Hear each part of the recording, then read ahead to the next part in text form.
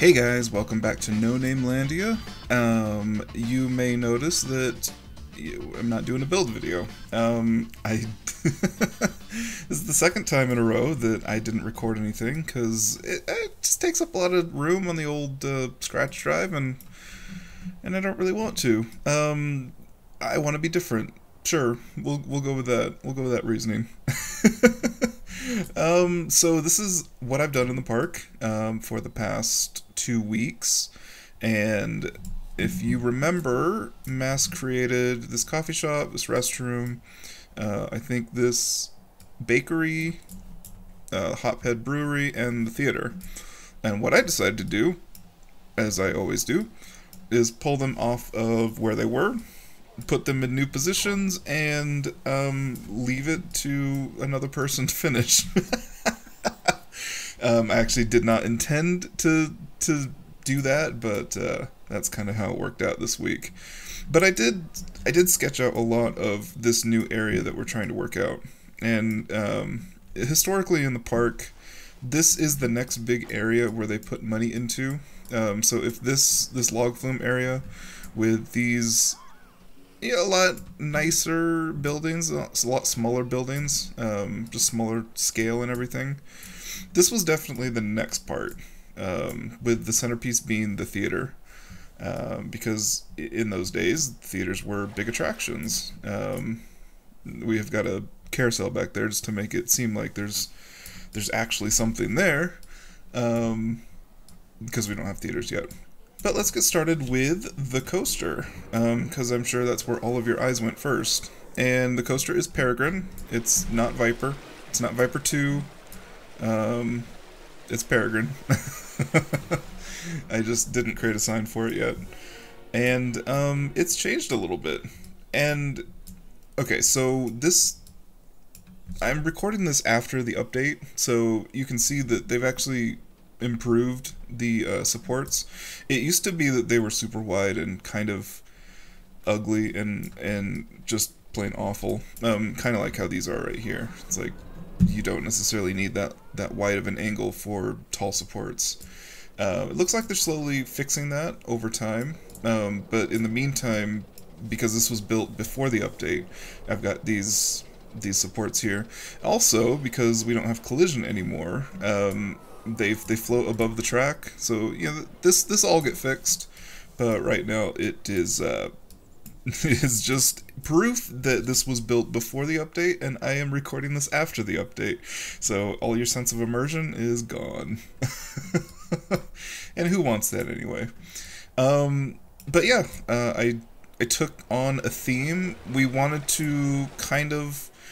to feel like it was a later edition, and so it's not meant to be as themed, but I mean it certainly has a lot going for it. We're trying to kind of work in the theme of an aviary, since it's a peregrine falcon. Maybe like a city park or something like that, or something. It definitely takes some cues from Batman,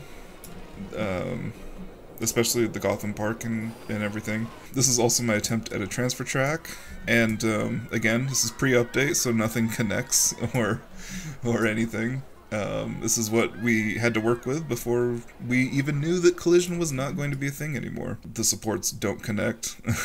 we tried our darndest, but they just did not connect. Until now, because now I can just push it straight into where I want to. And it's a lovely feeling, I gotta say. But yeah, that support has to be rebuilt anyway, because it's kind of ugly. So the queue kind of winds its way around, and it's meant to show off the best parts of the ride. As you look from a peep view, you can see that the ride kind of disappears. You only see this first Immelman, and then you see this ending set of helixes. You can see a little bit of the hidden loop back there. But for the most part, it goes away. And that's always our intention in this park, is to make big rides feel like they fit in this scale. And the scales is a little hard to build with sometimes, because we don't want things towering over the park, at least not in a way that kind of is a detriment to it. So we tend to build with things hidden.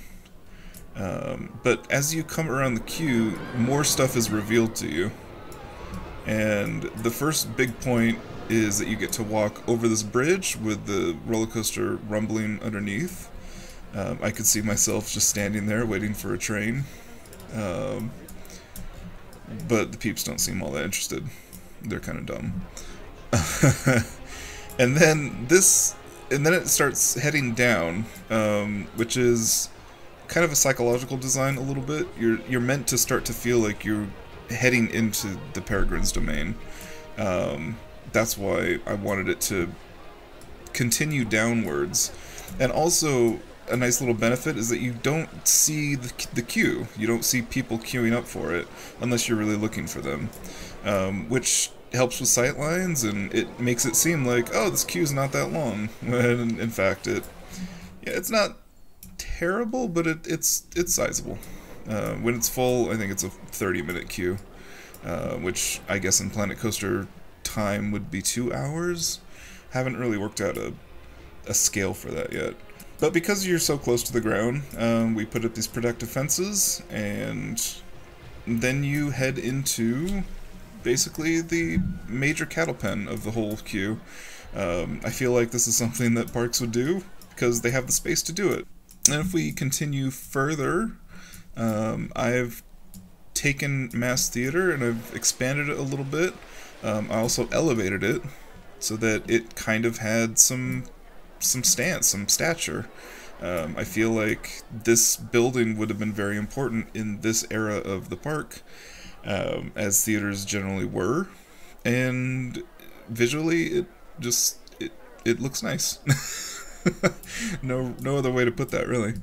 I cleaned up his street area a little bit, and I definitely worked out paths.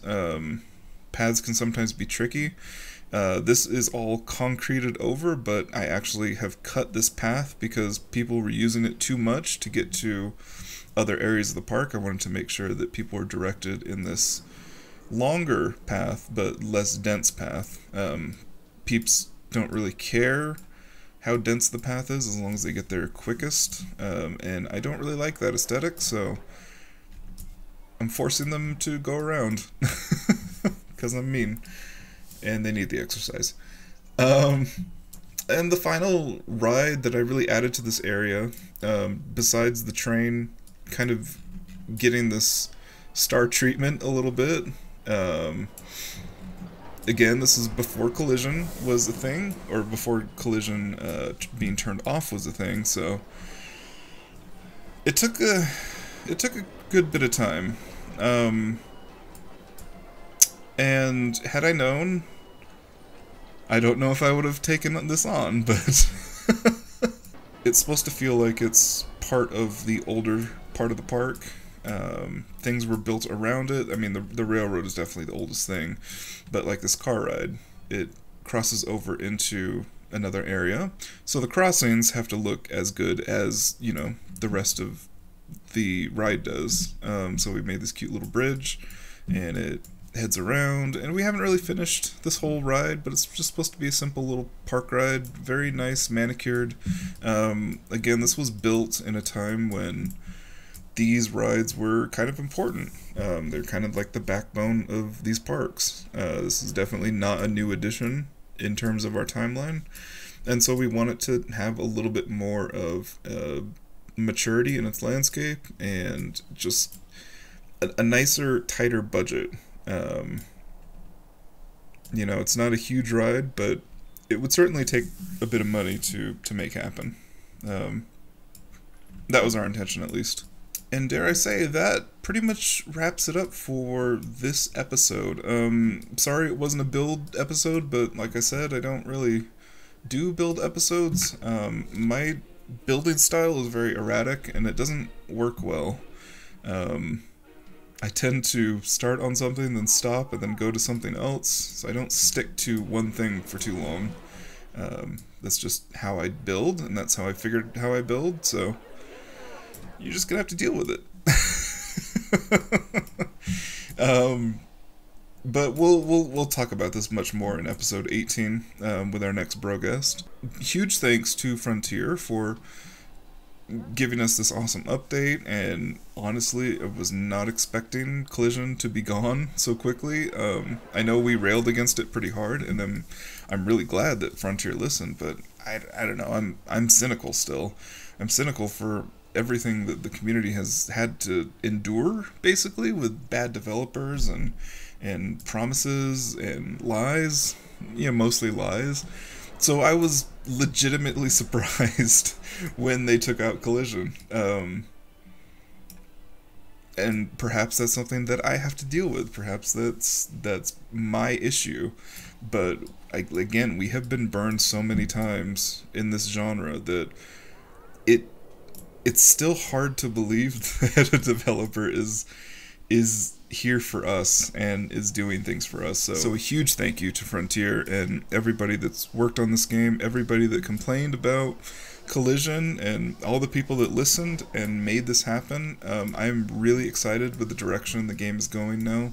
And that does it for this week. I hope to see you guys next week with Mass and Kinderly. He's a peach. You're going to enjoy him, because we have definitely enjoyed him. Anyway, I'll see you next week, guys. Bye.